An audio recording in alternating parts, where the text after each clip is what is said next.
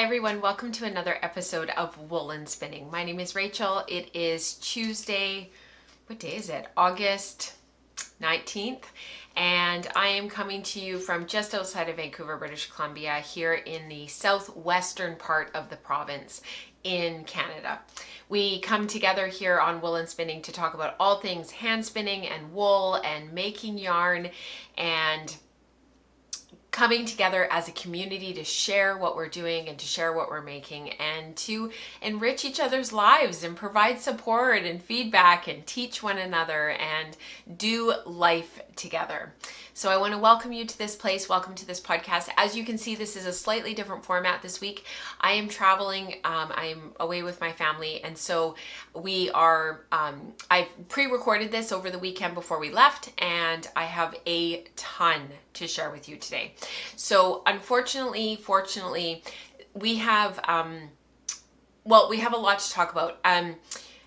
This is going to be a little bit of a heavy housekeeping episode today, and I hope that you have something wonderful that you're working on, that you're sitting there knitting on or spinning, something that you're really excited about that you can delve into while you listen, because I need to fill you in on all the things that are changing and all the things that are coming up, all the additions that we're making to Woolen Spinning coming in September. So we do have quite a heavy housekeeping segment this week. I had to fill you in somehow, some way, and this was the best way that I could come up with. I recorded it twice to try to shorten it and to try to condense it down, but it's really difficult to do that. So I hope that you will bear with me and listen to what is coming up, some of the additions that are coming to Patreon in September and coming up this fall. I hope you're as excited about this stuff as I am.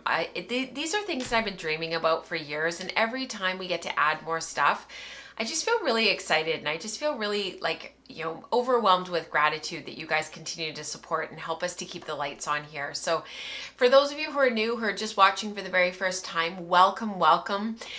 We, like I said, we talk about all the things related to hand spinning and making yarn and creating fabric from our hand spun yarns.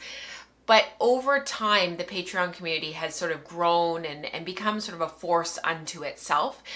And we're at that point now where we're at another big growth metric and are going to be adding a whole bunch of stuff for you guys come the fall. So some of the things are the things that Rebecca's already doing, and then some of the things are going to be new, and we're sort of adding on to all of that stuff. So I hope that you will stick with me today and that you will listen to all of the things that we are talking about, and that you'll think about dipping your toe into the water and joining us to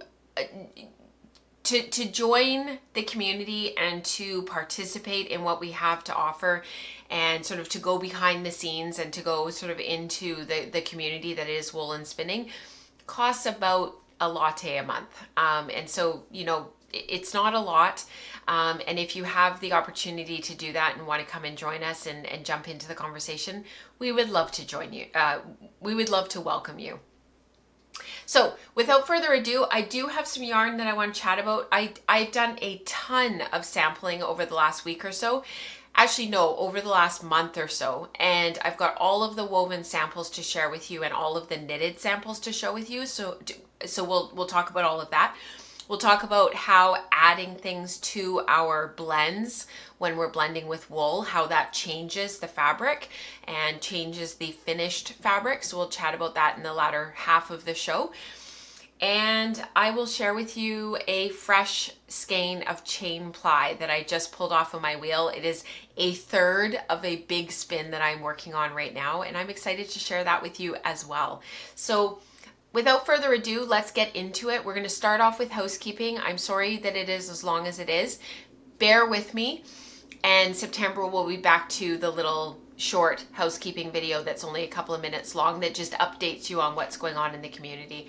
So bear with me.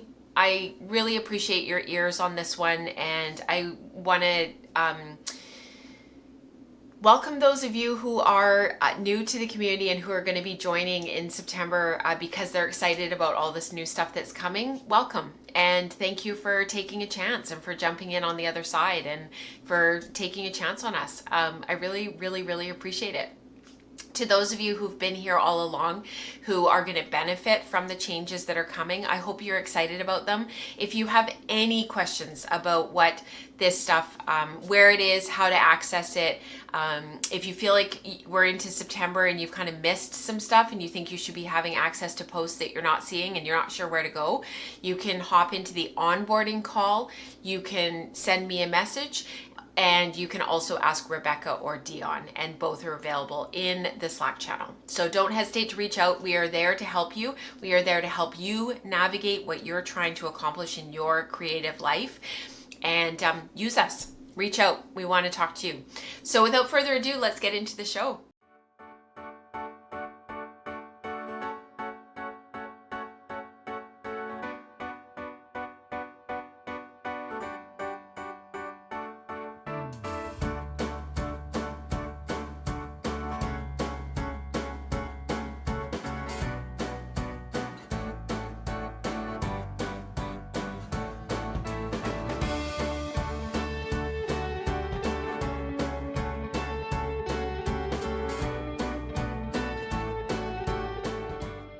So one of the things that we need to cover today in the live stream is what is coming up in the fall.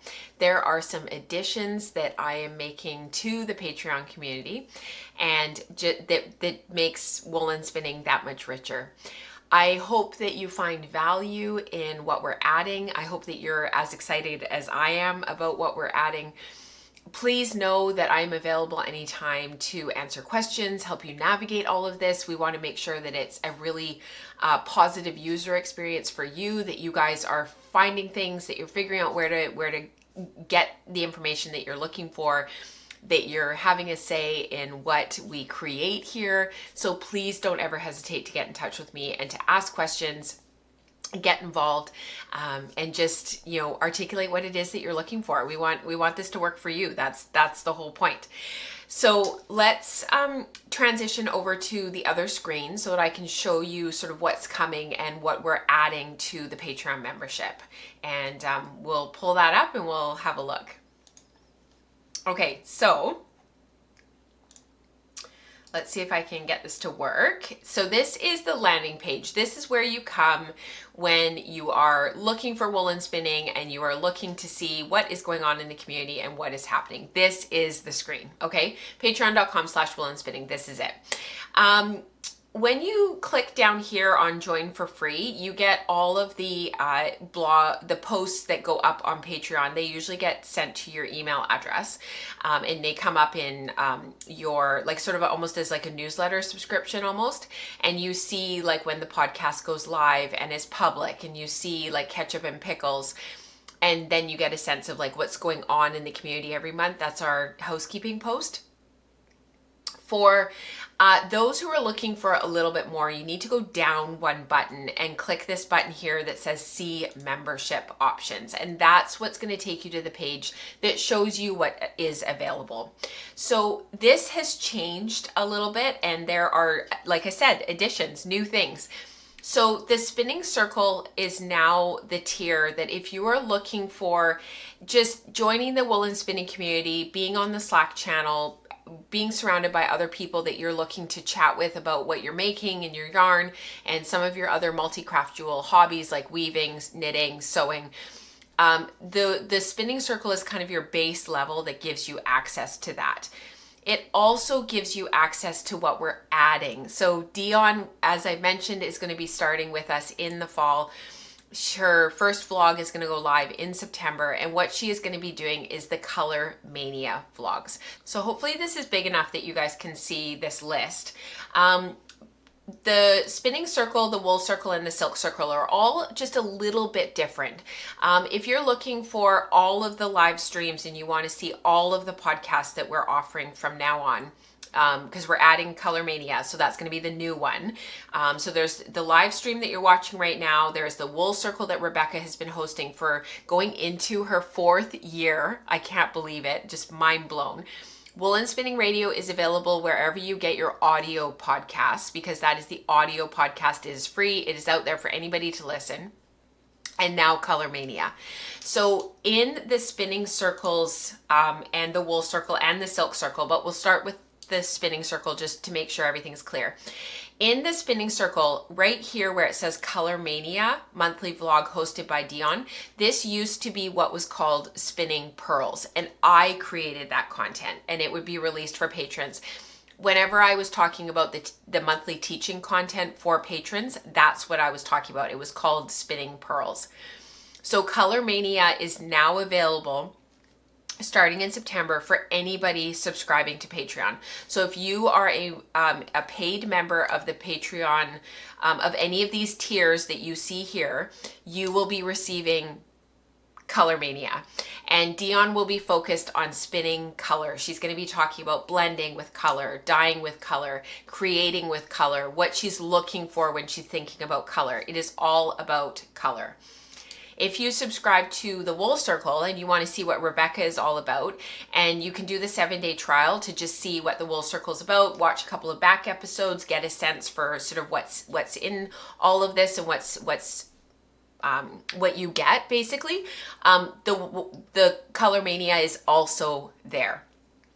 So if you subscribe to the Wool Circle, you get everything, basically all the podcasts.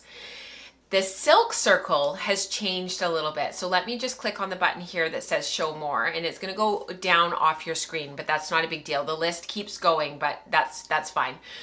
It's all the same stuff as on the other list. So what's on the Wool Circle and what's on Spinning Circle is it's all the same after the first couple of bullets under Silk Circle.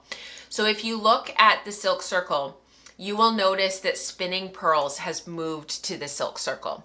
So I wanted to find a way to say thank you and to really acknowledge those who've been sitting. There's quite a number of you that have been sitting in the Silk Circle for quite a long time now because you want to support the podcast and you want to see us continue to develop content. You want to be part of the community. You want to be here, and you are happy to be able to support the work here. You're getting that community piece out of it. You're making connections and finding those other like-minded people that are doing all the same things that you're doing. And you're making and creating, and you're learning, and you're being inspired, and also inspiring others. And you've been supporting in the Silk Circle for a while now. And I wanted to acknowledge you guys and say thank you. And yes, your names come up in the credits at the end of the live stream. And, you know, there's that acknowledgement there. But there's also that piece of sort of, you know, just supporting me and the work that I do here, and having done so for quite a long time. So Spinning Pearls is shifting from previously being available for anyone at any support level on Patreon to being at the Silk Circle and higher. And I'm going to talk more about what Spinning Pearls is going to morph into and how it's going to change in a few minutes. But that is where you will find Spinning Pearls. So if you want that teaching content from me monthly, you need to join the Silk Circle. And by adding Dionne's Color Mania, and by adding Spinning Pearls into that tier as well, I hope that you'll find stuff there that you're looking for, that you're excited about, that you are inspired by, that will improve your spinning practice. It'll help you make better yarn that you're excited about, and yarn that you want to make and create with. I mean, that's the whole goal, right? So that's the Silk Circle. So that is how these tiers are changing. We are adding Color Mania. It will be available in all of these paid tiers. Doesn't matter which one you click on, you will get Color Mania. And then we're adding Spinning Pearls to the Silk Circle. And there's more changes. More things are coming. More things are being added. So let me just scroll out for a moment. So I think what sometimes happens when people are on this page is they don't realize that there's these buttons here that you can actually scroll over even further. There are 6 tiers on Patreon that you can join. So if you scroll over, here are the other 3. So these 3 are a little bit different. These 3 tiers give you an in-person on Zoom experience. So I'm gonna do the show more here so that you can see what is going on here. And I'm going to scroll down a little bit so that you can still see the titles, but you can see all of the things down here and down below. And I know that it's really small writing, but please head over to the landing page, have a read, have a look. I know sometimes all of the text and all the reading is hard. I really understand that. But this is one of those situations where you want to just take 5 minutes and just have a really good look. Scroll down, scroll through it, and just, you know, look at what these different tiers are and whether or not there's something there that would appeal to you, that you think maybe would be something that you're excited about, that you're looking for. There is limited space in all of these tiers, so I want to sort of put that bug in your ear that there is limited space, and when the space runs out, the space runs out, and you'll have to wait for an empty spot, basically. So with queries, that is the Zoom group that meets twice per month with me. That is not changing. We meet on Saturday mornings at 8 a.m. Pacific time, and we chat about all the things. You will have access in that group to in that tier, to Spinning Pearls, the new Spinning Pearls. You will also have access to Color Mania. So that is being added to that tier.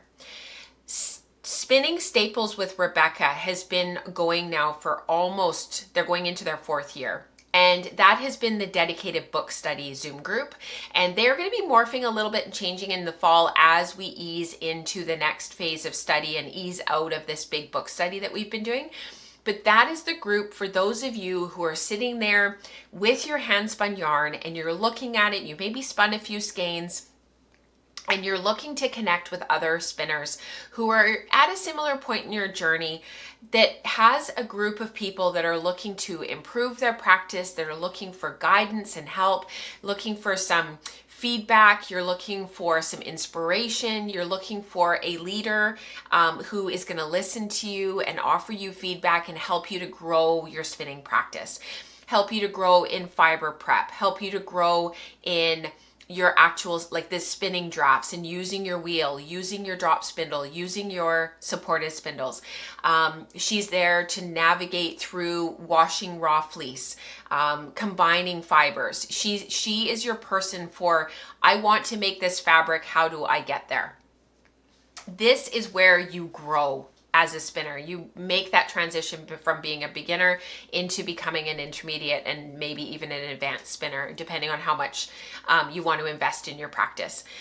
That is Spinning Staples. Rebecca is the how do I get where I want to get person.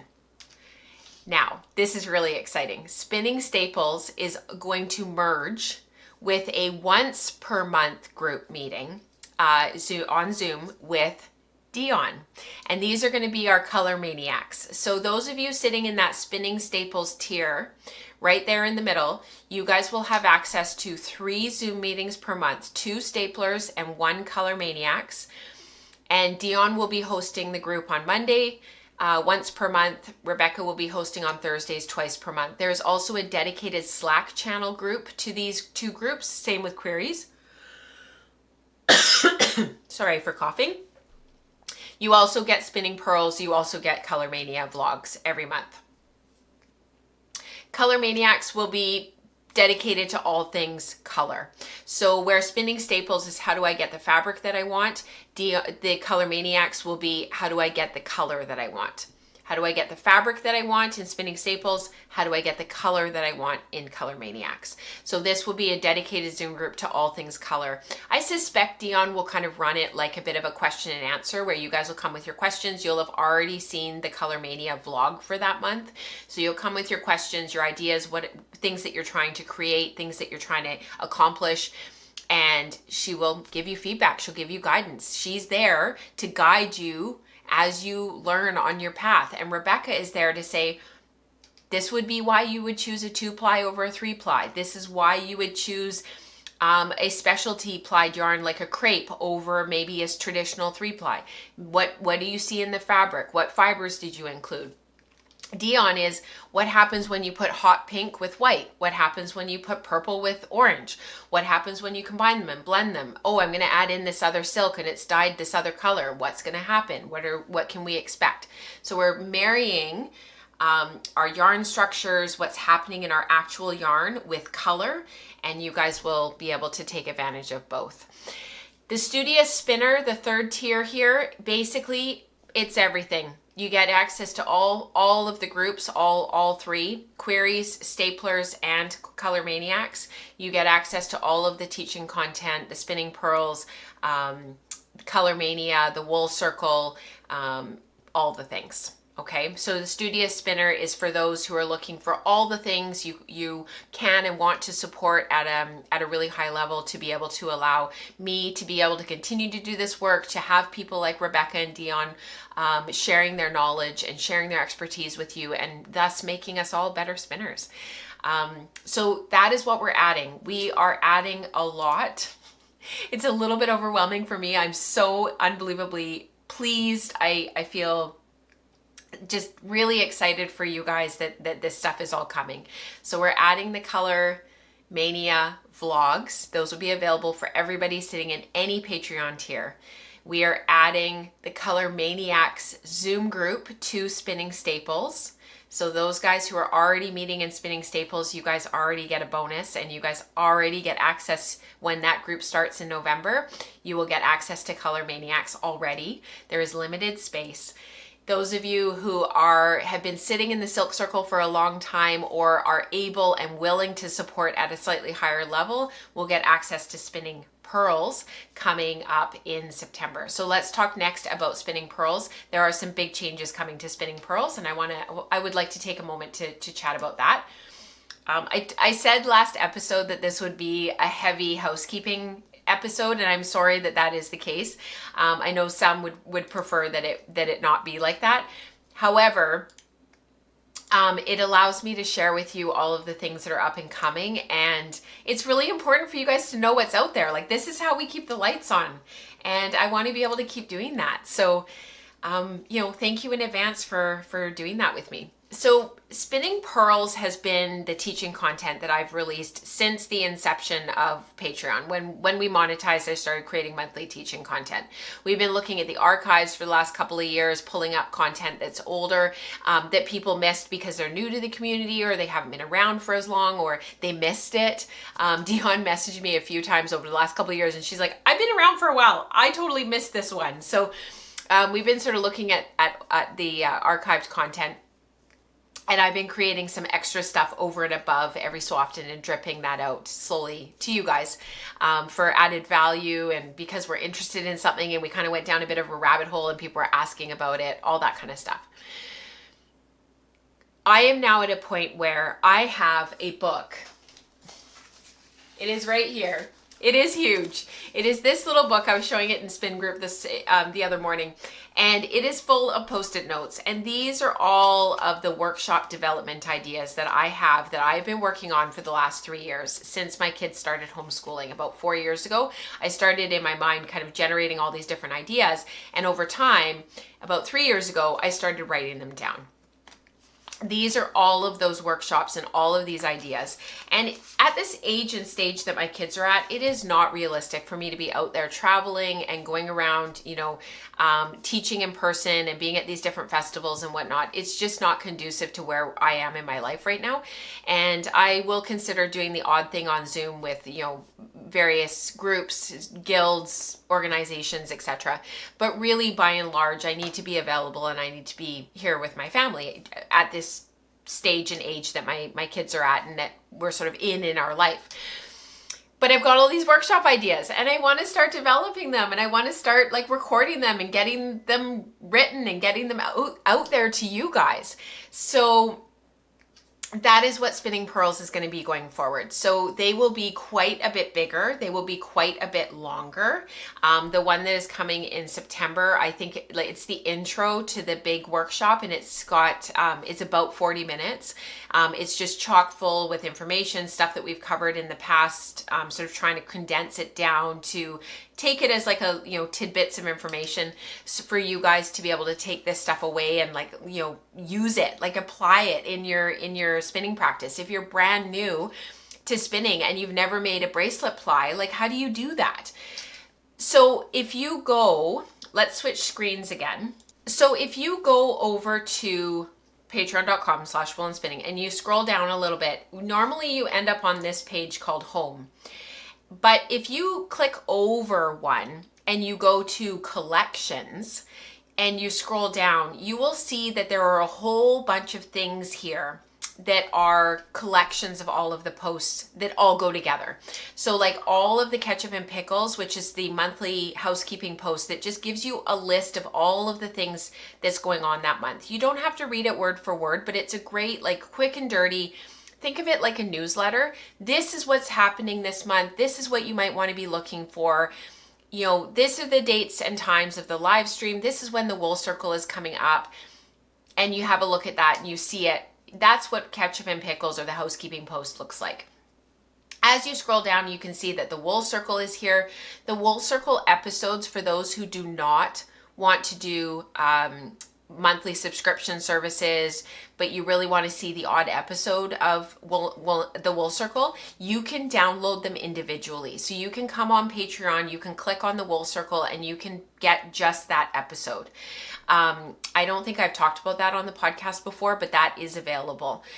You can subscribe to the entire collection for whatever it costs, $150, and you get all of the Wool Circle episodes, and they continue to jump in there. So for those who do not want to do a monthly subscription, this stuff is available as a one-time purchase and a one-time download, where you can access that as, you know, you've paid for it, you get access to it, and it is there for you if that's what you're looking for. What the subscription service gives you is the ongoing access to the community and all the new stuff coming up. You know, the live streams every week, the Wool Circle, being able to be in the live chat, being able to see it right away and get access to it, being in the Slack channel and being part of the community, all of that stuff. That's where like the sort of the heart of woolen spinning is, right? That's where the heart of the community is.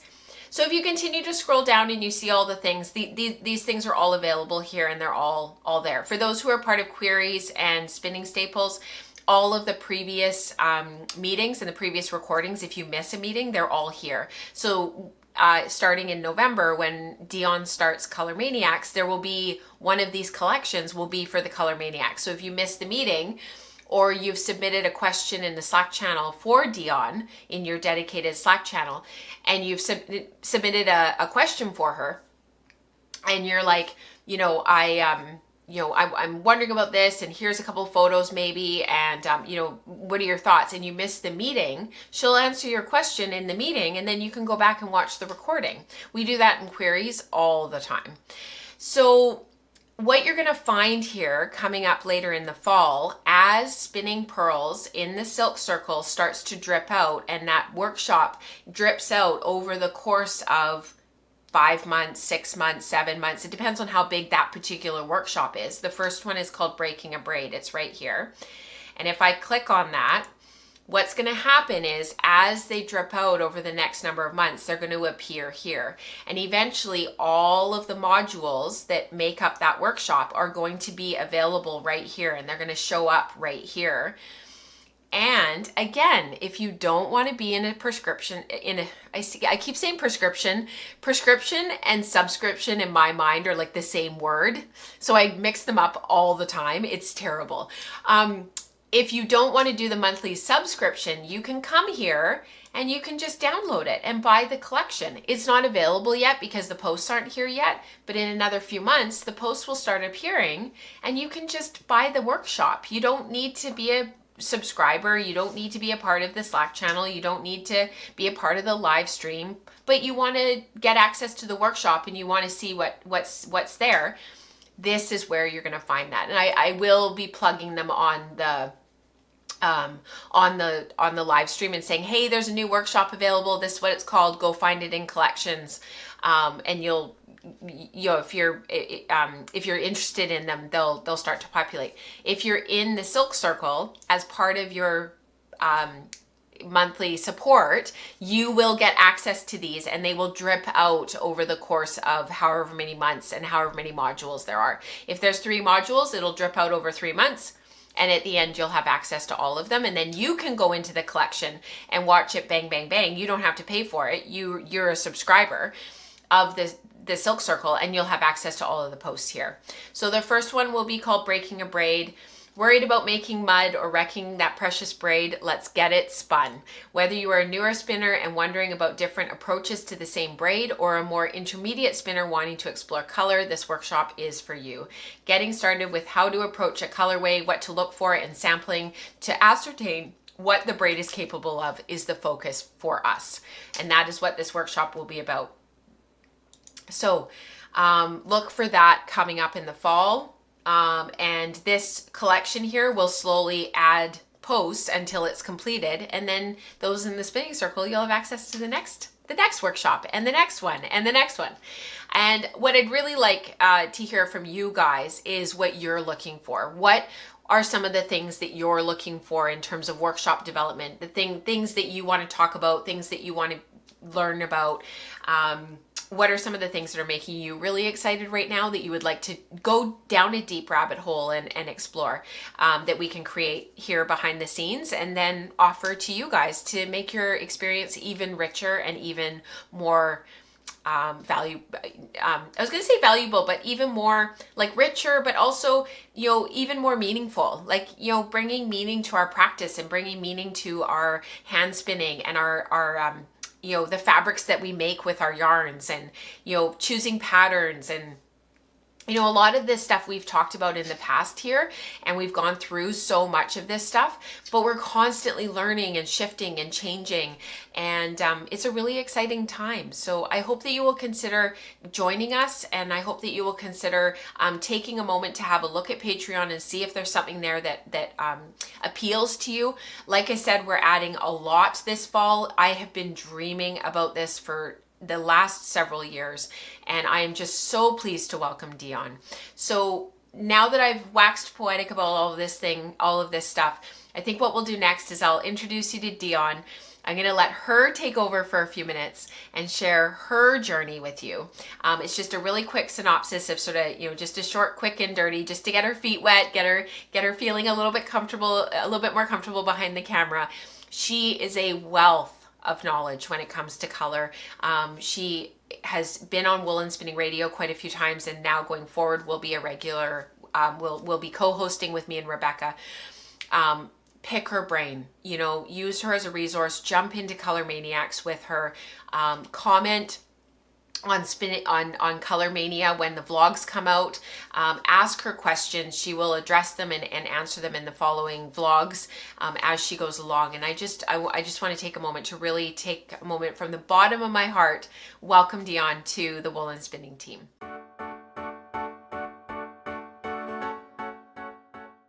Hi, I'm Dionne, and welcome to Color Mania. Rachel has given me the wonderful privilege to be a part of the Woolen Spinning team, and I will be dealing specifically with color. You'll get to explore with me the many ways I use color, and that will be through dyeing and blending. So a little bit about me is I'm married and I have 2 kids, and the foundation of our lives is family and our spiritual beliefs. Along with that, I have several different hobbies such as sewing, weaving, watercolor, and junk journaling. And through all of these, the main thing I really love to focus on is color. I have always used color, and color has always been an extremely important part of my life, and it's what really gets me smiling. In Color Mania, we will be dyeing, but by far that will be the smallest part of it. When we're dyeing, we will be working with fleece, with commercial top, with bats, and also with yarn. And then we will be blending. And this will be on a drum carder, a blending board, or a hackle. Some of the examples I have for you right here. One of the things I truly love doing is taking something like this top that's just okay now to me and turning it into something more like this gorgeous bat. So I hope you have fun with me and Color Mania, and thank you, Rachel, so much for letting me be a part of this wonderful team.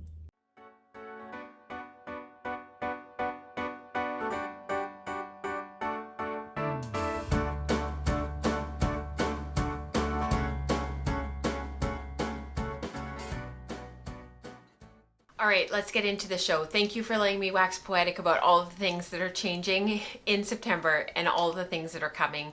Thank you to Dionne for filming that short little video to introduce yourself. And let's get on with the show. So first, I thought I would share with you the sampling that I've been doing lately. It's based around 3 different blends, 2 blends, one 100% wool, that I sample spun for my friend Melissa of Melly Knits.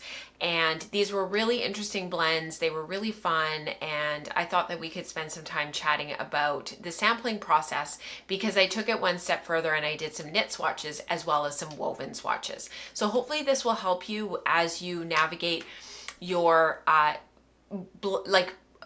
not just navigate your spinning, but also navigate like sampling and creating the fabric that you want, and what are you trying to create, and what are you looking for in your final fabrics? What are some of the things that you're aware of or that you're looking for that are important to you? That's what we're going to talk about next.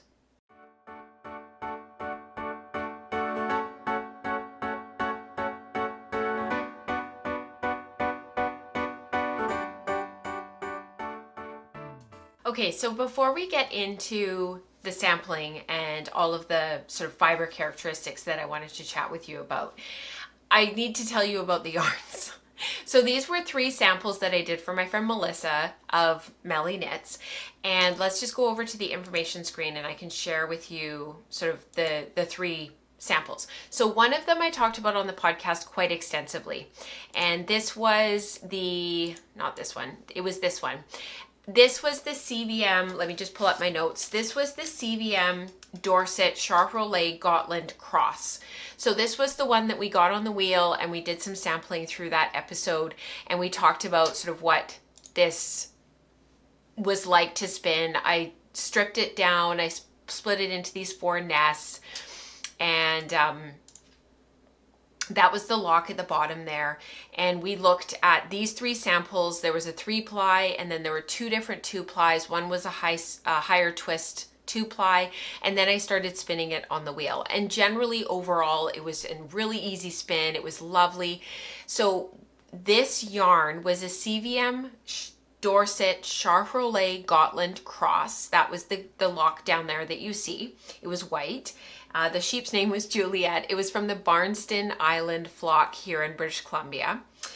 And then what Melissa did was she blended it with 20% cotton from the Cotton Man in North Carolina and 10% Himalayan stinging nettle. So remember that, it was 20% cotton, 10% stinging nettle. And you can see that the yarn, like, it gives it that sort of look. There's a little bit of a halo from the long wool. It has a little bit of texture to it from the nettle kind of sticking out a little bit. You can really see it in this photo here. And what I ended up finding with this sample was it did need a little bit more twist than what I had originally thought. Yes, it's a long wool. Yes, there is the nettle in there, but there's 20% cotton, and it needed more twist than I had sort of originally thought when I started the sampling process. And what ended up being the sample that I really liked was the higher twist. So that is the first yarn that I sampled for her. And this was part of the Sommelier Origins Club from June of 2025, so a few months ago. So then I went on and helped her out with carding this one. And this was Firefly. Let me just again get my notes here. This was the Sommelier Firefly Club, and this was from July of 2025, so just over a month ago. Most people have received theirs by now, or all of you guys should have received them by now. And Melissa had carded up this beautiful lock, and I've got photos of it to share with you in just a minute. It was a M23, it was a Romney yearling, first shearing, from Billabong Farm here again in British Columbia. And then what she did with it was she blended it with 20% Himalayan stinging nettle. So the CVM Cross was 10% stinging nettle. This one was 20% stinging nettle. Keep that in mind. That's actually quite important. And then she also threw in 10%, which gives it the pink color. 10% Bombyx silk that was hand painted silk from Sanjo Silk here in Vancouver, British Columbia. And you get this beautiful sort of heathering in the bat. And then in the final yarn, you get this absolutely beautiful heathering of the pink. And these sort of areas in the yarn, they're a little bit darker pink. And then the lighter areas from the white fleece coming through and creating that sort of pastel pink color. Just beautiful. So that was the second sample. And actually I spun this and the next one that I'm going to share with you, I actually spun them over the course of just a couple of days. It was very, very fast spinning. And this one, I stripped the bat down, I think 4 times, and I just spun them end to end to end. All of these were applied from a center pull ball because I'm just sampling. And spoiler alert, they all felt slightly different. So that is the Romney yearling. And then this last one, oops, where did my picture go? Here it is at the bottom here. So these are the 3 samples all together.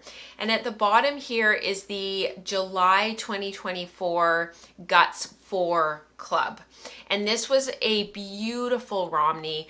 It was a beautiful merino. It was soft and bouncy and sprungy. It was perfect white. This is going to take the dye just unbelievably. And this yarn was, I actually spun it incredibly quickly. I thought it was going to take me a bit of time, but it was carded beautifully by Melissa. The Guts Club, you guys have to do your own carding, but of course when I'm sample spinning for Melissa, she blends it for me or cards it up for me. This one, what I was really surprised about with this merino was, yes, it felt like a merino. It was fine. It was springy. It was very, very bouncy, very, very soft, incredibly fine micron count. But it was longer and it had a good length to it. I don't have an actual lock to share with you, but it's not much different from the other 2 that are pictured here. And because of that longer lock length, meaning there was a longer staple length, I really got into a rhythm really quickly of spinning. I did continuous backward. I spun it on my Ashford E Spinner 3. I was spinning on the beach. I wasn't actually paying that much attention, but I was really feeling for that twist and making sure that there was enough twist going into the singles, because I knew that from the fine crimp and the softness and the lower micron count, meaning it's finer, it's softer, it could take a lot more twist. So yes, it's a longer staple length. It doesn't need as much twist to hold together because those locks are going to twist together. They're longer. They only take a few twists to hold together. I knew that it would really bounce and sproing and really come to life if I added a bit more twist, which I did. And then I really cranked it in the ply, and it's got a lovely twist angle and has just a really nice feel. By doing that, and because of the longer staple, you're going to prevent things like abrasion, you're going to prevent things like pilling, especially in a sweater. Let's say that we had enough of this that we were going to make a sweater. All of that pilling that can happen under the arms from that abrasion of just our arm moving against our torso can be, minimized a little bit. Maybe it's still going to felt a little bit and full in the fabric after you wear it a few times, but maybe it's going to maybe it won't abrade or pill quite as badly. And because there aren't any short bits, there's not going to be any short bits to pull through and create pills. So that was the 3rd spin. Really, really lovely. Like that was really nice. So those are the 3 yarns that I spun for her. And those are sort of the 3, like a quick synopsis of them.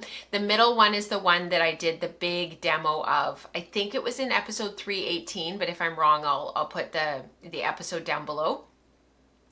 And you can go back and watch that demo and listen to what I had to say as I was spinning with that cotton in there and that stinging nettle in there. So let's chat next about some of the yarn properties that you can control while you're spinning with the idea of knitting or weaving for fabric rather than just leaving yarn in the skein, which we do sometimes because sometimes the skein is the project.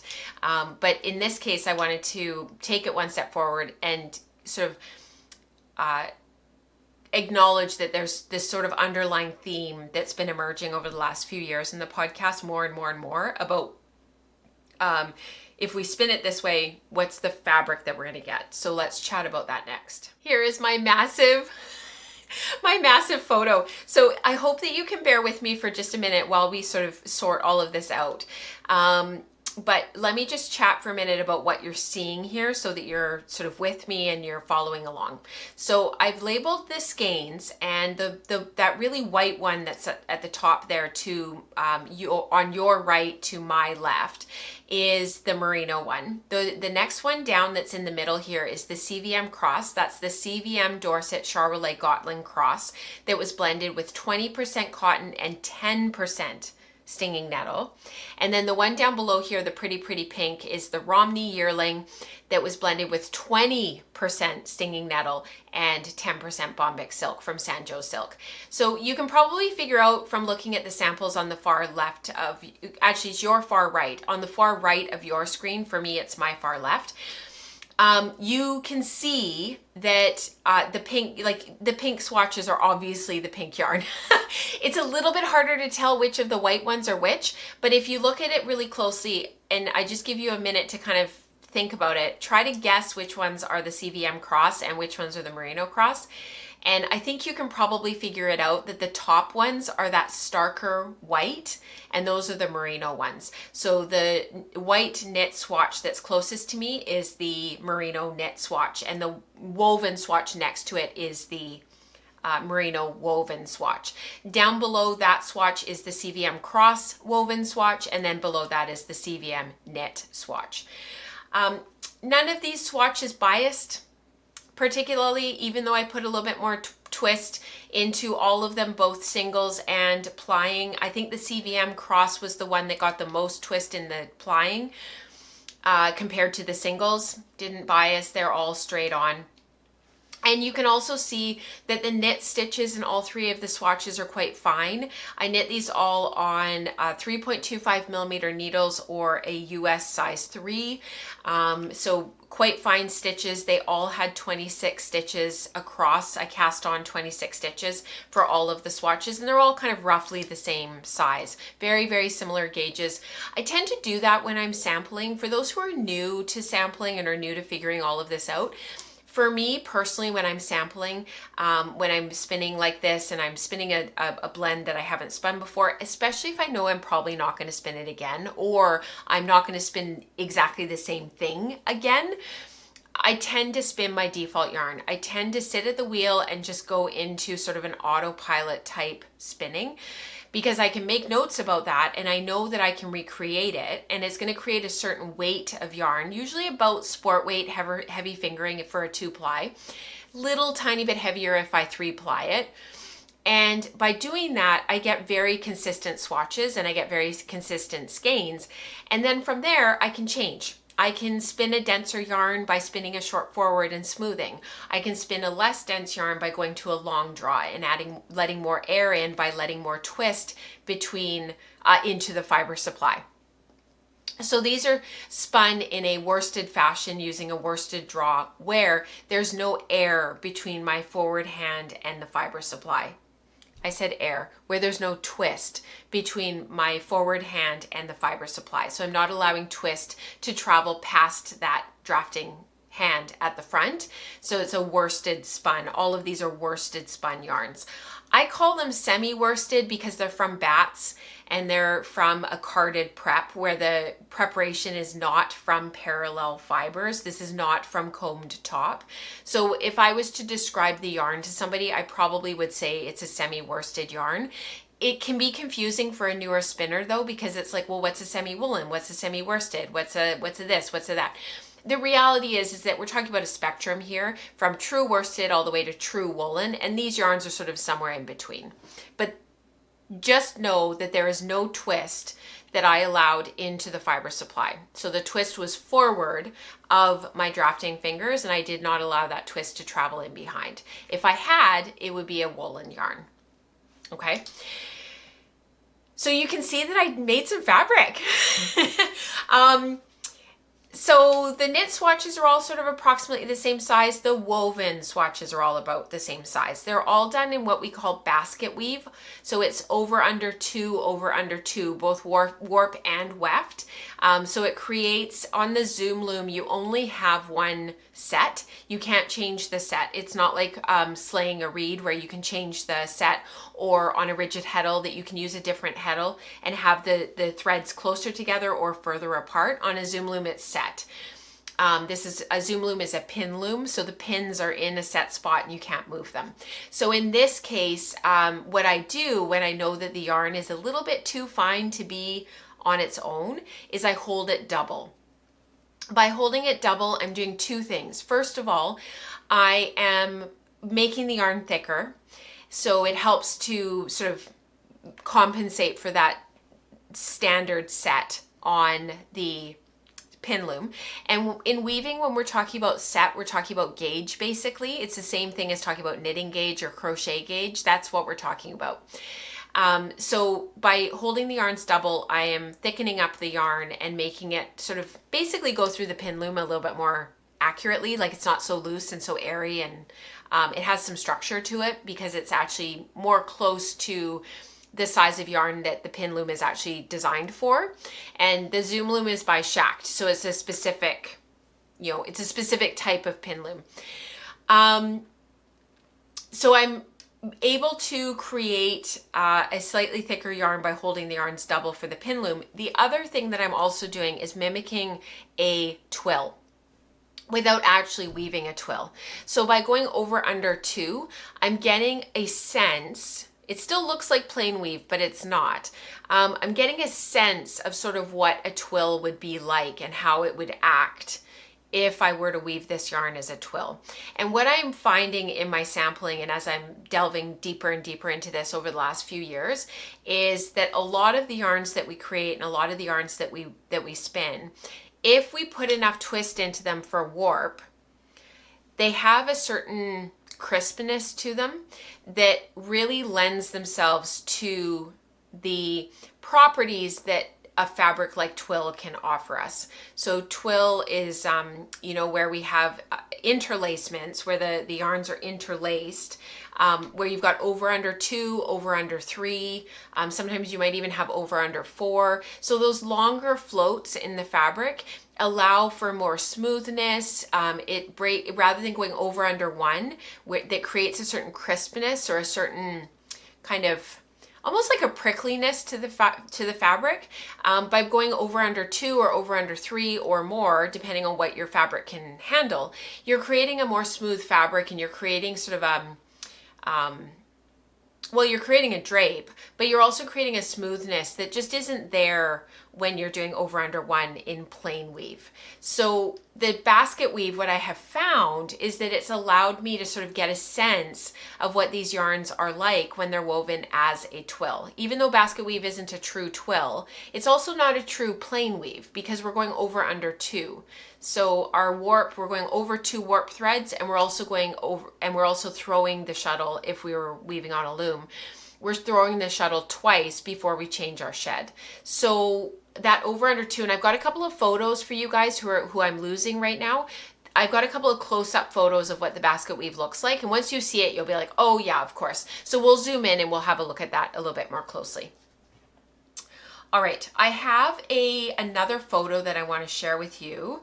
That will really zoom in on those samples over there to allow you to really see them well, because you don't really need to keep seeing the yarns. You've seen the yarns, we've talked about the yarns, we're good with the yarns. Let's chat about the fabrics. Okay, hopefully you guys can see this, and this will be clear as mud in a couple minutes. Let's chat about all of these fabrics, and also I will make sure that I show you an up-close sample of what the basket weave looks like. Maybe we should do that next so that you guys can really get a sense of what that basket weave fabric looks like. I think it's really helpful to know what some of these fabrics really look like, and how they differ from like a plain weave, or how they differ from a twill. It's good to have to start to develop a sense of sort of what these fabrics are like and what they look like. So I hope you can see right here down below. It's probably the easiest to see it here on the Firefly sample on the Romney Stinging Nettle Bombeck Silk. But can you see in the grid pattern that is created by weaving. Weaving is sort of, basically you're creating rectangles. That's really what you're doing. Hopefully you can see it. And I think the colored sample is a little bit easier to see than the white samples, but on the colored samples, do you see how in that grid pattern, there's 2 yarns moving up and down in each of those sort of grids. And then going across in the weft, you've got 2 yarns again. So basically what you've got is 2 warp yarns crossing over 2 weft yarns. And then you've got 2 warp yarns crossing over and going over top of the weft. So there's 2 weft yarns going over top, and then there's 2 warp yarns going over top. And that creates that over under 2. And the nice thing, like I said, what that creates is sort of this feeling of a twill. So I can sort of create that on the Zoom loom and give myself a sense of how these yarns are going to behave without actually having to put it on the loom and actually like warp it and actually weave up a sample. Would I like to? Absolutely. Do I have time? Absolutely not. I have actually thought about getting one of those teeny tiny little table looms, the ones that are meant for sampling, that are really super small, that have very, very little waste. Because if you make just a little warp that's like 12 inches long and you can weave off a little 8x8 sample, that would be perfect. I would totally do that just to get some of these samples off. Because the other thing you could do is if you have one of the yarns and you have like a little bit more of it, you could use it as warp and then use that same yarn as your weft to get these where you have the same warp, same weft. But then, the leftover merino and the leftover CVM cross, I could throw those in as 2 other samples on that same warp and get 3 different combinations. So this is how it wove with the same warp, same weft. This is how it wove with the merino warp, with the Romney warp, merino weft, and this is how it wove with the Romney warp and the CVM weft. So those are some of the things that I'm thinking about for the future, but right now this is what I have access to and this is what I'm using. So that over under 2 gives us a sort of that faux twill sense. And I think, I'm not totally sure, I had to write quite a bit about basket weave in my Unit 1 Master Weaver for the Ontario Hand Weavers and Spinners Guild, and I can't remember because it's been a while now, but I feel like basket weave is one of those weave structures, and you guys can chime in the live chat, but I think basket weave is one of those structures that, like, it's not really a plain weave, but it's not really a twill, but it gives me a sense, and that's why I use it. Okay, let's go back to those samples that I had up just a second ago, and let's chat about the fabric that these create in terms of like what we're looking for when we're creating fabric. So let's do that next.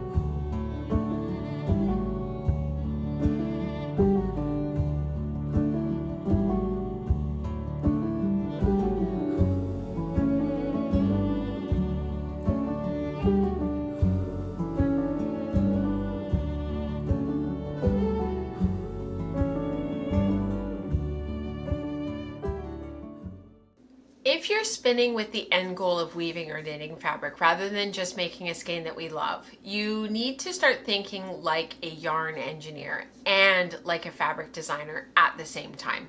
And we've talked about this before on the podcast, but there are some main things that we have to consider. So there's the yarn properties themselves, and then there's the fabric performance.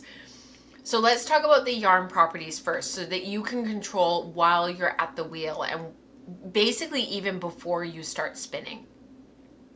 These decisions start right at the wheel, and oftentimes they start when you're starting to put together a plan, and when you're starting to think about creativity and what you want to do and what you want to create, and you start to pull fibers out of your stash, and you're starting to think about the actual fiber content itself and whether or not you're going to blend something and do something else. So when we're talking about staple length, we're looking at the longer fibers. These create stronger yarns. They're better for warp. They're hard wearing. The Romney CVM Cross here were longer staples. The fibers were longer, the locks were longer. And then when you card them up and create, and combine them with something else, those longer fibers create a stronger yarn. They just do. When we have shorter fibers, they create a loftier cloth. It's not necessarily always softer, but it can be. A lot of the shorter fibers tend to create a lot of because they spin sort of in a woolen style very, very well. We can leave a lot of air in them, and they do create sort of this overall feeling of softness. But you can also work with shorter fibers like merino that are just inherently softer because they've got a finer crimp structure. They're a fine wool, and they create a light, lofty, crimpy cloth. The merino here was a longer stapled merino, but it is incredibly soft, and it creates, of the three samples, it created the loftiest cloth. It would be great for something like a summer woven top, to cut out the fabric and create something short sleeved that just kind of hangs, has a little bit of positive ease, maybe 10 centimeters, 4 inches of positive ease, and just kind of hangs. That would be lovely. The other thing that we're thinking about when we're looking in our stash and starting to create our idea and starting to put together what we want to do is the type of fiber that we're going to use. Generally, most of us start with the protein fibers. So we're looking at the wool in our stash. We maybe are pulling out some alpaca, maybe sometimes, and more often recently I've noticed we're pulling out mohair. And we're creating these blends where we're sort of starting to think about combining fibers. That seems to be getting more and more and more common. I would say probably 10 years ago in the spinning world, it was mostly wool. We were working with wool, 100% wool. And we were just starting to see people buying drum carders, and we were just starting to see that becoming really standard as part of their fiber processing, spinning arsenal, if you will.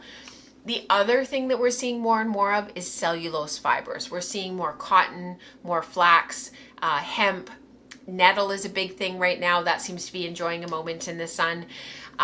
In terms of protein fibers, more and more silk, more and more different types of silk that add drape. And then, of course, what people are doing, and I'm doing it as well because it's really fun and it's really exciting, is we're blending it all together in different ratios and different percentages. Each would create different drape. Each creates different memory, and of course, because of that, it creates a different resilience in the finished fabric. When we blend and combine fibers, we can balance out all of those strengths. So like, for example, in the Romney blend, there's silk in there for drape, there's nettle in there for strength, and then there's the wool in there for elasticity. The nettle also offers a little bit of surface texture. It has the cooling properties, and it's just interesting. It's fun to work with. So when we're thinking about sort of combining these different things, the trick is to then start thinking about the different percentages. So for that Romney blend, for example, there's only 20% nettle in it, but in the CVM Cross, there's only 10%. So we're not talking about massive percentages. We're not talking about like 50%, 40%. It's only 20%, but it has a big impact. And that CVM Cross blend with only 20% cotton, it has a really planty feel because it basically is 30% plant fibers, 20% cotton, 10% nettle. So that CVM Cross has a real planty kind of feel to it. And when I say planty, I'm talking about resilience, crispness, drape. Those are all really great things in our yarns, and really interesting things, and interesting, what's that word, you guys? Characteristics. Yarn structure plays a huge part of what we do. We can leave our yarns as singles, we can 2-ply them, we can 3-ply them, we can create other yarn structures. 2-ply is my default. I tend to start with 2-ply. 2-ply is the backbone for us as hand spinners. We start with 2-ply and we go from there. They do create flatter yarns. They tend to have an oval shape. They're great for lace. They're great for fine drapey fabrics. The nice thing about 2-ply is it gives us a place to start. It's not a singles. It's not a 3-ply. It's kind of right in the middle. It's a little bit of Goldilocks. And it gives us a place to start. I tend to spin all of my samples, like I said a few minutes ago, the same way when I'm just first starting off, and I tend to make them all 2-ply. Now we can do 3-ply. It's rounder. There's more. It's more balanced. It's better for a smooth surface. It creates more durability. We can also combine these yarns in our weaving, especially. So we can do, if we know that our warp needs to be strong, we know that our warp is going to put a lot of pressure on our yarns, make it a 3-ply, and then 2-ply for your weft. The other thing about 2-ply and weft for weaving, I talked about this a little bit when I showed you my Charolais stole that was our breed and color study a number of years ago. I had the 3-ply in the warp, and then I had the 2-ply in the weft. One of the things about that is oftentimes the 2-ply, it's sort of as you weave, it gets like flattened, and it can have kind of a homespun kind of feel to it because you start to see that texture in the woven fabric. We'll talk about that again in a minute, yarn consistency. The neat thing about that though is you're improving the drape by using that 2-ply in the weft, but you still have a durable fabric because you've got the 3-ply in the warp. And I could really crank that down and get a really accurate set because I was weaving it really open, and so I was constantly having to measure that as I went, but it created a really beautiful fabric. We could play around with cabled yarns in our knitting and weaving. It creates a really extra strong yarn for hardware and cloth. Cables are great for weaving and for knitting. You could do crepe yarn for added surface texture. You could look at combining some of these. Maybe you have a crepe in your warp and a 2-ply in your weft. The other thing for knitting is you can look at things like Hauser yarns. Boucle is coming up with Rebecca on the Wool Circle in the fall. Pull out the long wools in your stash and warp up a high twist 3-ply for your warp, and then throw in boucle for your weft and give it lots of surface texture. I mean, just incredible. Let's face it, like the options are unlimited, but just these are the things that we're thinking about. Twist level, we've talked a lot about twist. Twist is the reason why we have yarn. If we didn't have twist, we wouldn't have yarn. You guys know that. When we talk about higher twist yarns, they are stronger. They're more abrasion resistant. They create a crisper fabric. When it comes to weaving, again, in the warp, you need a higher twist yarn. My Silk Puff stole that you see in the background here, if it had had more twist in the warp, I wouldn't have had as many broken warp threads. I should have thrown it back through the wheel just to tighten it up a little bit, and I regret that I didn't, but I learned a lot. Our low twist yarns, they tend to be softer, they're loftier, but they hold a lot more air and they're warmer. So that is definitely something to keep in mind, because if you want a really warm, oversized sweater that's cozy, that's going to really, be lovely for sitting by the fire in the winter, or you live in Nunavut like Rebecca in the Arctic in the north of Canada, you're probably going to want some more air in your yarns than not to keep warm.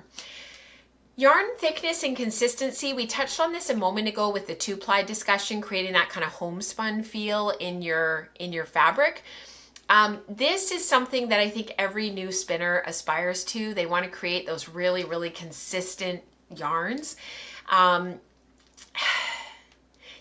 used to worry about it a lot more than I do now. And I think one of the things that I have really come to realize, if you look at these knit samples, that you can't tell that there is any inconsistency in the yarn whatsoever. And yet there was, and the 2-ply in all of these, 2-ply is going to show more of your inconsistencies than a 3-ply. 3-plies tend to just kind of even out. 2-plies, not so much. Does it matter? No, the knit samples you can't tell, the woven samples you really can't tell. So, and sometimes we put in irregular thicknesses into our yarns because we want to create a slubby texture, and you'll see hand spun yarns on Etsy for sale, intentionally thick and thin, gentle undulation of thick and thin. Like, you can put it in there intentionally or not. So I always hold yarn consistency nowadays with a little bit of grace and a little bit of patience. It's okay if your yarns are not perfectly consistent. Work with them anyways. The other piece of yarn thickness and consistency that we need to talk about is grist, yards per pound or meters per kilo. This determines the fabric weight. A fine yarn makes a light drapey cloth. A bulky yarn makes a heavy dense cloth. That's pretty intuitive. The other piece of grist, you need to know how much fiber you need to buy for your project. The worst thing that can happen is you have woven up a piece of fabric, you thought you wove it wide enough, you thought you wove it long enough, and now you don't have enough space on it because there's not enough of it to cut out your pattern pieces. So keep that in mind. Next, let's talk about fabric performance. So what you want in the finished fabric will shape your spinning decisions. So sometimes I feel like when it comes to all of this stuff, I'm working backwards. It's almost like I start at the end and I work my way back to where I want to start. I want to create this. This is what I'm going for. This is what I want to finish up with. And then and because of that, this is the yarn that I need to spin. And because of that, this is the fiber that I need and the blend that I need to make. And these are what I think the percentages are maybe going to be. So when you're thinking about fabric performance, you need to start to make those decisions early on, because often you can't fit a round peg in a square hole and make a fiber work for a finished fabric if they weren't meant to go together. If you want a certain fabric and you chose the wrong fiber, it doesn't matter what you do, it's just not going to work. So one of the first things that we want to think about is strength and abrasion resistance. So for warp yarns and weaving, they have to be able to withstand the tension and the abrasion through the heddles and the reed. They just do. You're cranking down those yarns in the warp and they have to be able to withstand that. Look at your tools. Have a look if you're on a rigid heddle and you've got plastic heddles. If you're on a floor loom and you've got a metal reed, look at your tools and make sure that they're in good condition. The last thing you want is a rusted reed making, abrading and ruining your yarn as well as staining it.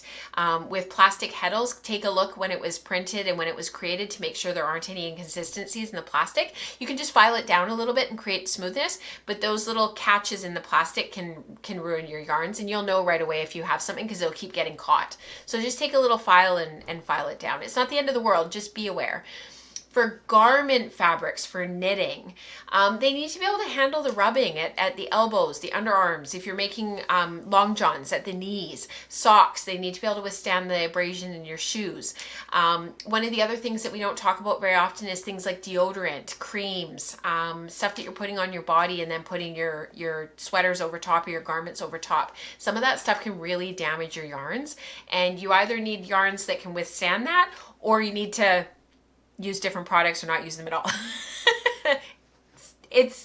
That's the truth. So, and often with knitted garments, one of the things that I've learned over the years is I often need more twist in my final yarns than I thought that I did.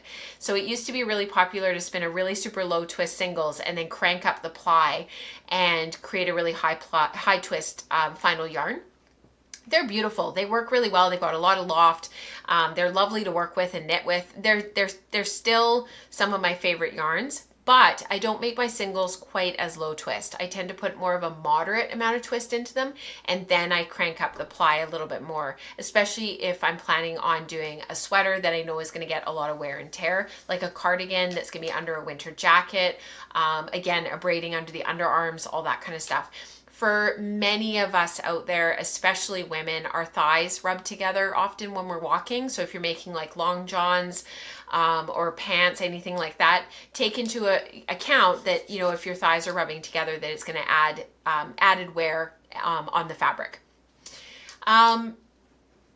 Next, elasticity and recovery. So wool and crimpy fibers, they're going to bounce back. They're great for fitted garments. Think about all those beautiful pullovers that we see in 100% wool. There's a reason why they work and why they look great time and time and time again. Silk, alpaca, plant fibers. So plant fibers might be like flax, nettle, hemp, bamboo. I could go on and on. They don't spring back. They're better for flowing garments. They're better for scarves. Some of my favorite garments that I've seen over the last few years have been, woven shirts out of like commercially woven fabrics, so like commercial cottons and stuff. They just flow. They just have a lovely flow, and they're kind of a t-shirt type style. They have a slightly wider neckline to account for getting it over your head. But they don't spring back. It's a cotton. They're in beautiful prints. They look great. I've made a couple over the years. I still wear one of them all the time. They would be a lot of fun to weave fabric for. One of the other considerations when we were talking about fabric performance is drape. I just wrote a massive article for Weft magazine about this. And this is determined by the fiber type, the yarn thickness, the ply structure. Really high drape fabrics, they tend to be out of finer yarns. They tend to have a low twist. They tend to be very smooth fibers like silk, alpaca. Low drape, they tend to be the lofty, high crimp wools. What I really found in the sampling that I did for that article, I did a lot of sampling for that article, making a twill versus a plain weave fabric, that really helped. Creating those two or three interlacements versus just one over under like you get with plain weave. The other piece of that is looking at your staple length. So the longer the staple length, the stronger the yarn, but also you've got really nice drape. Breathability and warmth. Smooth, dense yarns are cooler and more breathable. Loosely spun, lofty yarns, they trap air and they create warmth. So think about like the Newfoundland fishing sweaters, the big cabled Aran weight sweaters. You see these in Ireland, you see them in Scotland. They have the beautiful cables. They're light, lofty. They look really heavy, but you pick them up and they're really, really light. Those are awesome for warmth, but you wouldn't necessarily want those same yarns in like a stole that's meant to be drapey and has this beautiful woven texture to it. So think about silk and plant fibers for that, smooth, dense yarns. Surface texture and visual effect. This was a topic that I started to delve into when I did my Unit 3 for my Ontario Hand Weavers and Spinners Master Weaver program on laces. And this was the first time that I kind of come across some of this, where we had talked about it over the years in the podcast around, are you making something to focus on and to showcase the yarn, or are you making something to focus on the fabric? And so the changes that you make and the choices that you make in your initial sampling and when you're initially getting started with your project is going to affect how the fabric and how the yarn looks in the finished fabric. So woolen versus worsted prep, they change the smoothness and the sheen. Tweeds, marls, heathers, they can add depth. After we're finished breaking a braid, that will be the next topic for the silk circle, will be tweeds, marls, and heathers. The other thing to take into account too is, do you want to focus on the yarn, and is the yarn the focus, or is the lace or the cable pattern or the twill pattern? What do you want the person who's looking at the garment or the fabric to walk away with? Do you want them to see your yarn and what you did with the yarn, whether that's color management or plying, or any considerations that you made and decisions that you made when you made the yarn? Or do you want them to say that's a beautiful lace, or that's a beautiful cable, or what an incredible bird's eye twill? An example of this is actually my capstone from 2023 after our year of color. I can't believe that was 2 years ago now, but it was. My capstone, I wanted the yarn to be the focus. So this was a marled yarn. It was a white singles plied with a triad, and the triad was of the primaries, and that was the focus of the project. And so I didn't include any patterning in the cardigan. I didn't do any cables. I didn't do any lace. It was all stockinette stitch. But another example would be my silk puff stole that I just finished. So I don't have photos of this yet. I haven't actually had a chance to take any photos of it. My camera's not working.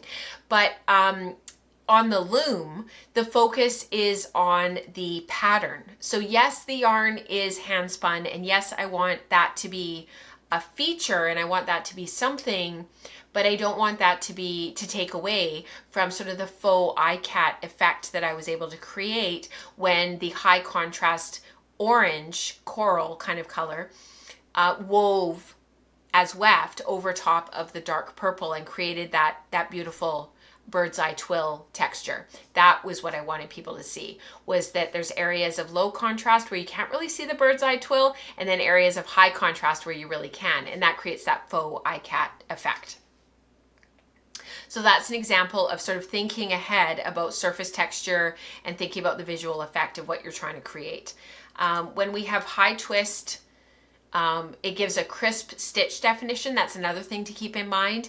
Low twist yields a blurrier haloed surface. So we've seen that tons and tons over the last couple of years, people holding kid mohair silk yarns alongside their other yarns and creating blurring and haloing effects. So definitely something to keep in mind.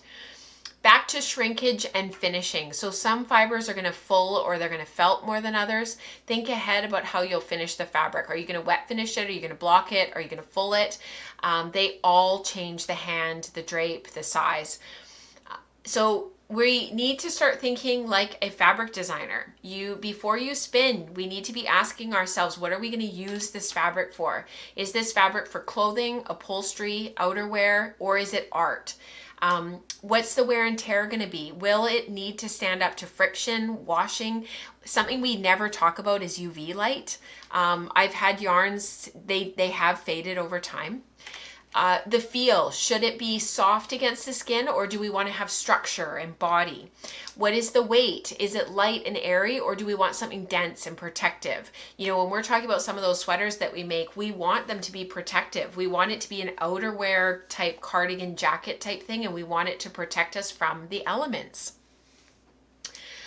Lastly, the look. This is one of my favorite ones to talk about.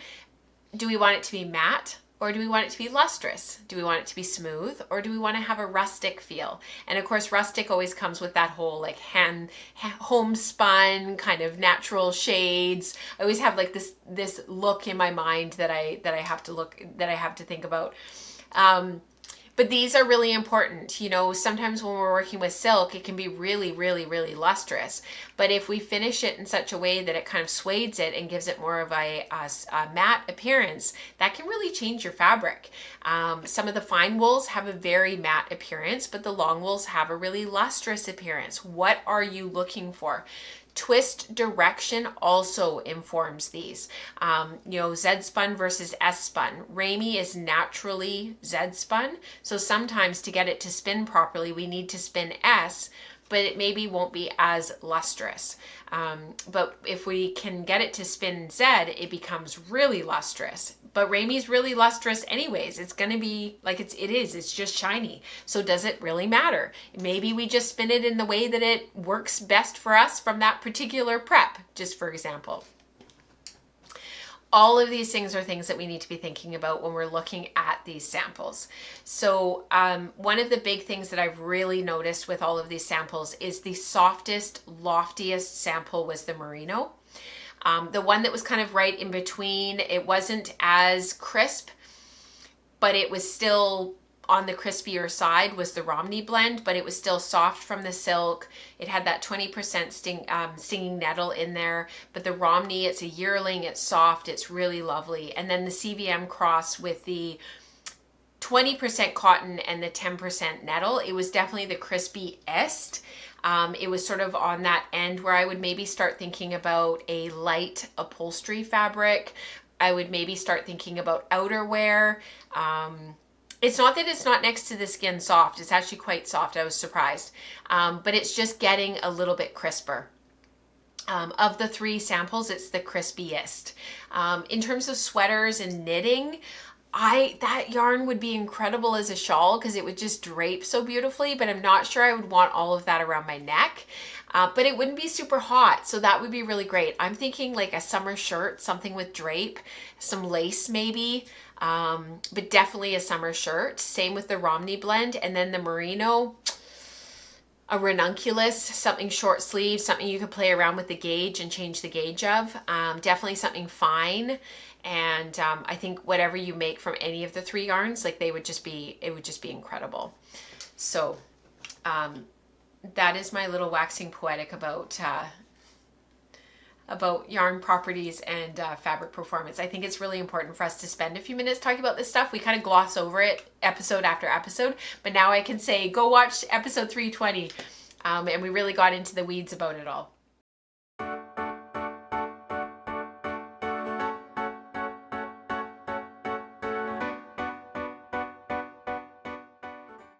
So I sort of teasered this at the beginning of the show, and it has been a very long show. But I wanted to share with you really quickly the spin that I'm working on this week while we're away. So I started this a few weeks ago.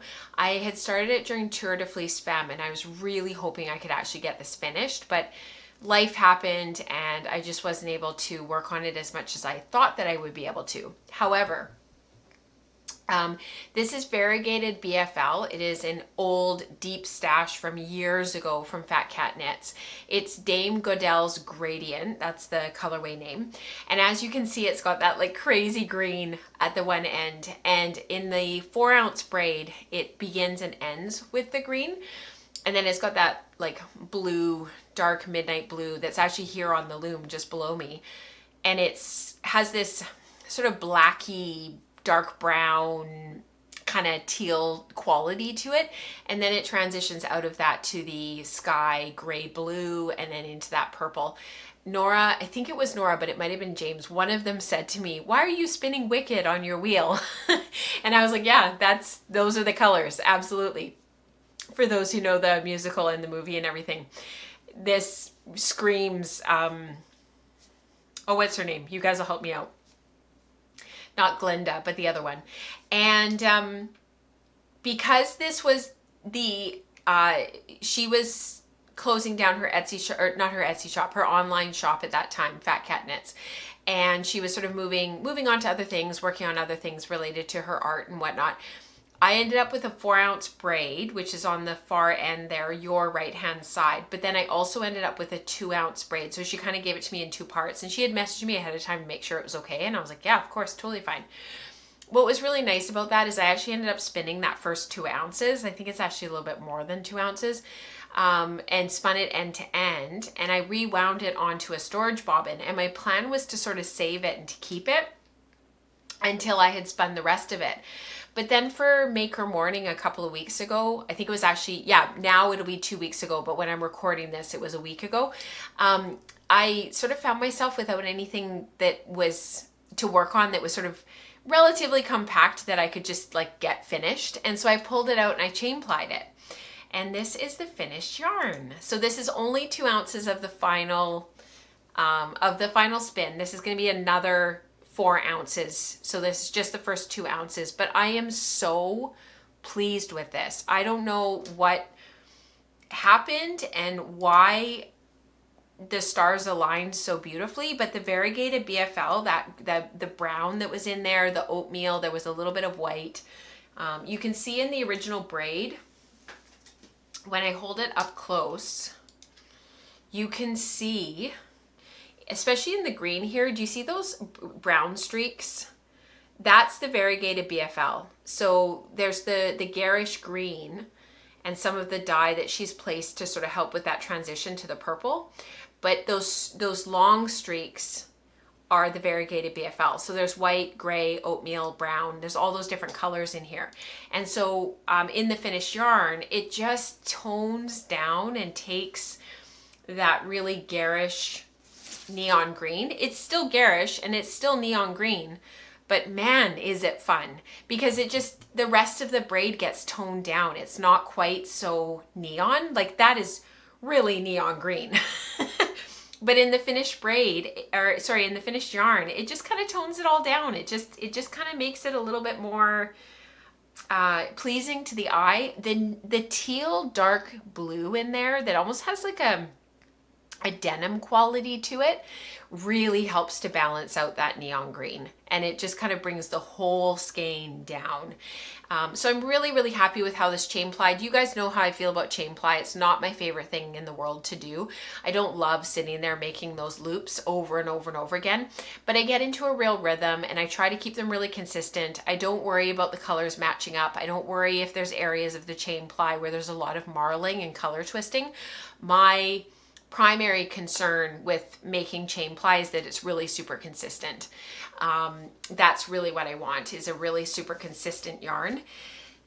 While you're looking at the pretty photos, let me see if I can just have a quick look at the yarn. I think it came out at about 24 wraps per inch. So I'm thinking on the loom, if I do a twill, yeah, it's about 24 wraps per inch. I think what I will do is probably do the initial sampling and the initial set at about 15 ends per inch to start with, 15 ends, 15 picks for a twill, and I'll go from there. So it might need to be opened up a little bit more tightened up to 16 ends per inch, or it might need to be opened up to 14 ends per inch, but I suspect that 15 ends per inch is probably going to be about right for the twill. And I suspect that I will end up somewhere in there, around 15 ends per inch, 15 picks per inch for a twill. And I have a very specific idea in mind. I would like to do M's and W's with this. And yeah, I have to get the other 4 ounces spun. So that's what I'm going to be working on while we're away. I'm going to take my Ashford e-spinner and I'm going to try to spin through the final 4 ounces. And I'm hoping that I'll get some quiet time to sit and work on this and not be completely crazy the whole time, that we are going to have some downtime and some quiet to be able to sit and work on this and get this spun. I don't think I'll get it plied, but it would be really nice to get the next 4 ounces spun. So I'm going to take this with me. I'll take my battery pack with me, and maybe I'll have some finished yarn to share with you in September if we're like really lucky and if all the stars align. But this is the first 2 ounces, and I'm looking forward to having the whole 6 ounces spun and being able to share that with you guys. So very, very, very happy with how this turned out. Really pleased with what it looks like, and really looking forward to getting this finished. So just a really quick and dirty project share to finish off the show and to be able to share with you guys. So we've been here for quite a long time. I want to thank you again for being here. Thank you for supporting the podcast in any way, shape, or form that you can. It makes a big difference if you take a moment to like and subscribe. It helps the show get out there. It helps us to share it with other people and to have other people who are hand spinners, who are interested in fabric and interested in making fabric with their hand spun, to see what we're doing here and to learn about us and to hopefully jump on board with us. So thank you for taking a moment to do that. It's kind of all the regular YouTube stuff that I have to do, and I always forget to ask you to do that. So please remember to like and subscribe. For those who are Patreon members of the community, thank you for your ongoing support. Let me know how I can help you and how I can support you this fall. If there's anything that you're wondering about, anything that you're wanting to know a little bit more about, please just get in touch with me. You can message me on Slack at welfordpearls_admin. The other piece that I wanted to mention was for those in the Silk Circle, make sure that you keep an eye out for the Breaking a Braid that'll go live on the first Sunday of the month. I think that's how I'm going to work it, is the spinning pearls will always be released on the first Sunday of the month. So look for that in September. I think the first one will be released September 7th, maybe? Yeah. September 7th. So look for that if you are part of the Silk Circle. For those who are part of all of the tiers and are looking for Color Mania, Dionne's new vlog, that will be coming out probably around the 2nd or the 3rd of the month. And then for those looking for the for the Wool Circle, that always streams on the opposite Tuesdays to the live stream. So usually the 2nd and 4th week of the month is the Wool Circle. So every Tuesday at 11 a.m. Pacific, we have a stream going. And we would love to welcome you and love to share what we do here with you. So don't hesitate to ask me questions, jump into the Slack channel, ask your questions there. If you're a newer spinner and you've got some very specific questions about what you're making and what you're doing, look for on the Slack channel under channels, look for the newbie questions. That channel is dedicated to those who are either new to the community, new to spinning, have some specific questions, and you want some specific feedback. Jump in there. People are always looking at that channel and they will help you right away. Even if me and Rebecca and Dionne don't get to you right away, somebody will. Trust me, the hive mind is real. So until next time, happy spinning, happy weaving. For those of you who are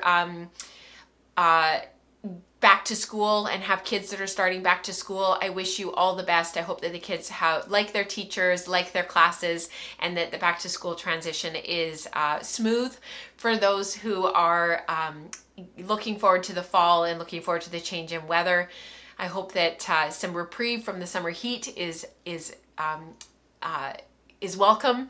And for those who are staring down the barrel of spring and it's starting to warm up, if you're in the southern hemisphere, I wish you all the best as you transition out of winter. Until next time, happy spinning, happy weaving, happy making. I hope that you do lots and lots and lots of spinning over the next couple weeks. And I will see you back here, same time, same place on September 2nd for another episode. And it will not be about housekeeping. We will spend lots and lots of time talking about spinning because I finished all 12 of my Long Way Homestead skeins. They are all done, all 12 of them, and we are going to talk about it. So tune in next episode for the Long Way Homestead reflections and takeaways and all the things that I have to say about the Long Way Homestead Fiber Club. I am so glad that I did it, and I am so glad that it is over. So we'll talk about that next time. All right, guys, take care. Have a wonderful rest of your day, and I'll talk to you soon. Bye, everyone.